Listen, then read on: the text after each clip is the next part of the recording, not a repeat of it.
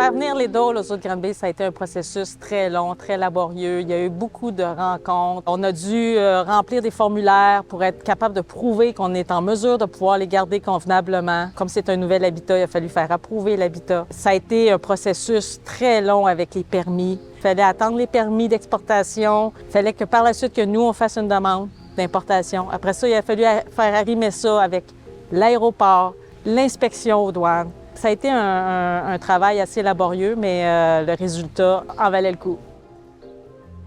Une fois la quarantaine terminée, les mâles qui faisaient leur quarantaine à l'hôpital vétérinaire sont venus rejoindre les femelles qui étaient déjà au bâtiment principal dans lequel ils ont fait la quarantaine.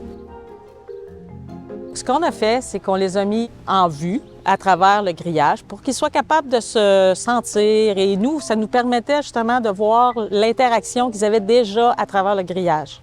On leur a laissé quelques jours pour se sentir, se voir, s'entendre. C'est sûr qu'il y avait beaucoup d'activités olfactives. Il y avait de l'intérêt aussi beaucoup à un habitat qu'ils ne connaissaient pas, donc c'était nouveau.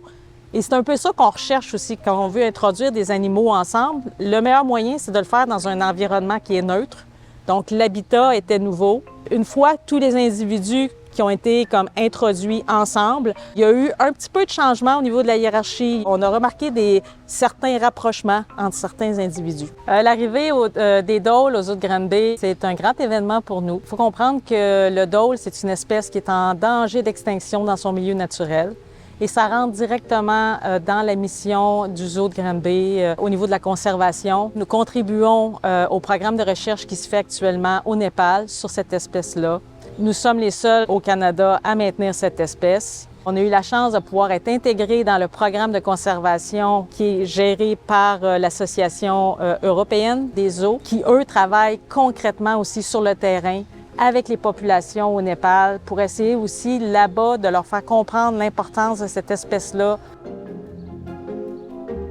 On a un beau groupe de 2 mâles, 5 femelles. L'objectif, ce serait de pouvoir participer concrètement au programme de conservation. Nous avons vu déjà des rapprochements entre certains mâles et certaines femelles.